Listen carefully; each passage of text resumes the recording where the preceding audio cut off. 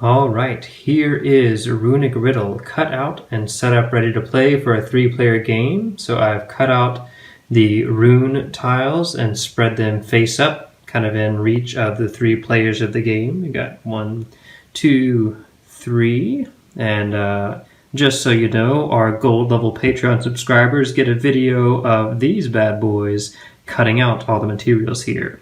It's juicy. So we also have our spell board over here we've set in reach of everybody. We've shuffled our 6 spell tiles and chosen 3 of them. So 1, 2, 3 to set our spell conditions for the game. We've got 3 vowels, including Y. So if you guess a word that uses a Y as a vowel, you're going to get 1 red charm. I'm using cubes over here because, to be honest, I have a giant bucket of cubes. I could pretend they're my kids, but I'm a grown man. I could admit they are my cubes. My kids still get to play with them. Then we have begins and ends with consonants, so that would give you a yellow cube toward these spells and 3 consonants in a row. It is possible that a word you guess would satisfy more than one of these, which would get you more than 1 cube per word. So that's something to think about. We'll explain as we go. So we have folded our stands as well and set them up so that once I'm seated, I will not be able to see the player side of my stand, just like my opponent across the table there looks very fearsome. I will not be able to see theirs. And then my opponent to my left here has received the riddle, the 5-letter riddle that I assigned to them. So they couldn't see it. I sat down here quietly and I wrote out my word on that slip of paper. I also teach penmanship. I have a master class. Look for more details to come. It's very expensive. Totally worth it. But so I gave them a 5-letter word that they are going to have to deduce. Now you'll see here in my scratch paper my failed efforts at thinking of a word for them. See, my first failure here was stable. It didn't satisfy the conditions because it has 6 letters, not 5. I then thought of state, but the problem there is it has a repeating T, and so your word has to have no repeating letters, so state is out.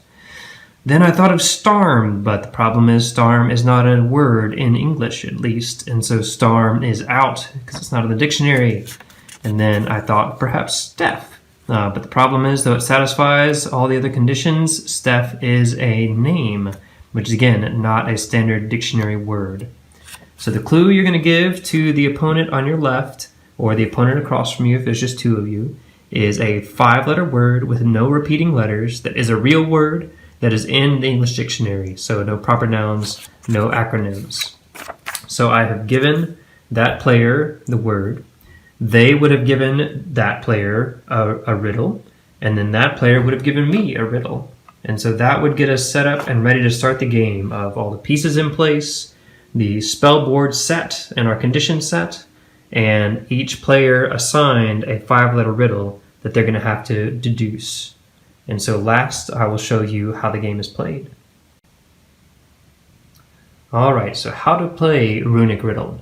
So again, this is a deduction game where I'm trying to deduce a 5-letter word with no repeating letters that has been assigned to me, just as I've assigned the player to my left here the word stake, S-T-A-K-E, which is, spelling is very important, so sometimes you'll have to spell the word when you say the word, because the letters that you have and the order in which they're in matters to winning the game.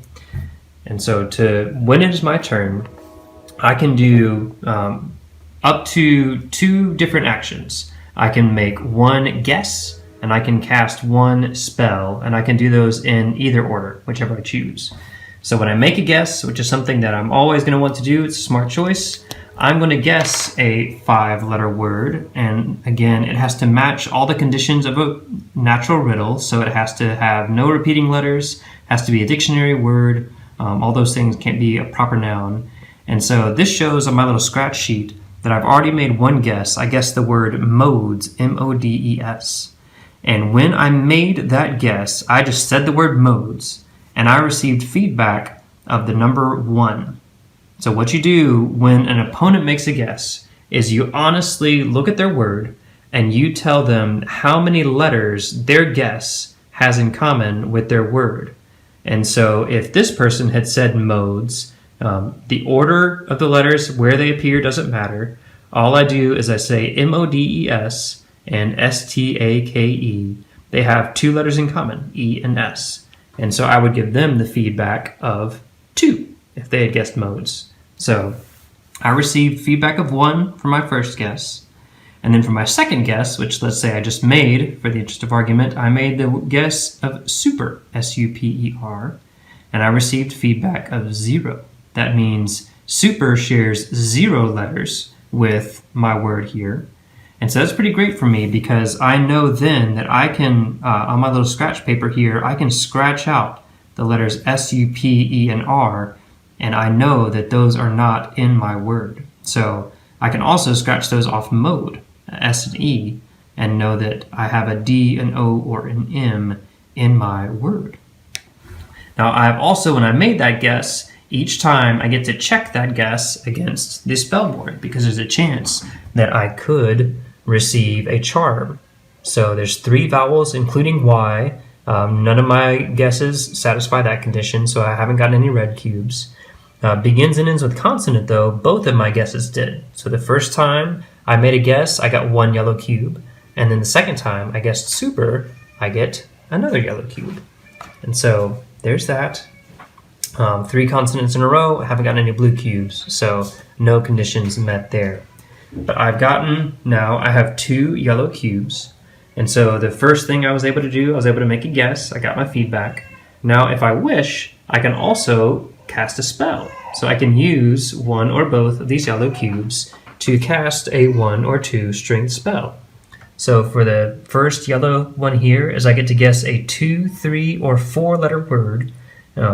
Other than the letter choice, it has to satisfy all the other conditions of a normal guess, but I get to guess a shorter word to see if any of those letters are in my word. Second step up here is I could guess a whole second riddle. So I could guess a whole another 5-letter word in my same turn. And then here I get to ask if 1 rune is in my riddle. So I would get to point to a letter. Let's say I point to, what do I have? M, O, or D. I could say, is D in my word? And they would have to tell me honestly, yes or no. So those are yellow. Let's see, red. These are aggressive runes, where yellow are investigative runes. And so for the red one, I get to remove 1 rune from play.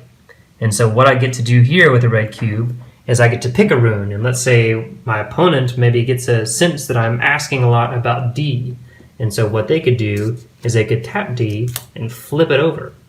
And until that is restored to the game with a blue spell, then no one can use that letter in a guess. So it doesn't matter if I'm confident that D is in my word, I cannot use it, I can't make a guess with it, which means I can't win the game until I flip that back over. So red removes a rune from the game. Second is I can cancel another player's spell. So whenever a player casts a spell at any time, I could chuck in 2 red cubes and I could say 9 or whatever the Old Norse equivalent of 9 is, and that spell would be canceled, their cubes would be gone. Then for 3, I get to choose a player to lose their next turn. So I get to pick a player, I say that player on their next turn can neither guess nor cast a spell, unless, of course, they have canceled my spell right there in the middle, sacrifice that. And so then for blue, I get to exchange this cube for 1 charm and then cast a spell. So I get to exchange 1 blue for a charm of any other color and then use that to cast a spell right away. So it could be a 1 yellow or 1 red, or I could use that with other cubes I have to cast a multi-charm spell with that one. The second one here costs 2 blue, as I can restore 1 rune to play. And so I could, if I turned in my 2 blues, put this pesky D back into play, and then no opponent could remove that from play again until I've had at least 1 turn. That's part of the game. And then third here is I can recover and recast charms. So if I've cast a spell, I can pay in 3 blue to take those charms and recast a spell. I can cast another extra guess or any other spell that I want to do with those 3 blues. So that's what a turn consists of, is I can make a guess, I can cast a spell. Again, I could cast a spell and then make a guess if I want to, until one player guesses their word. So this player here, if they said steak, we would say spell it. And if they said S-T-E-A-K, we would give them a response of 5, but they still wouldn't win the game. And so they just sit there scratching their heads in frustration and wondering what that 5-letter word could be that has all those letters. But once one player guesses their word, which is the right letters in the right order, they win the game and the game is over. They become the new Runic Seer and get to declare victory. And that is Runic Riddle.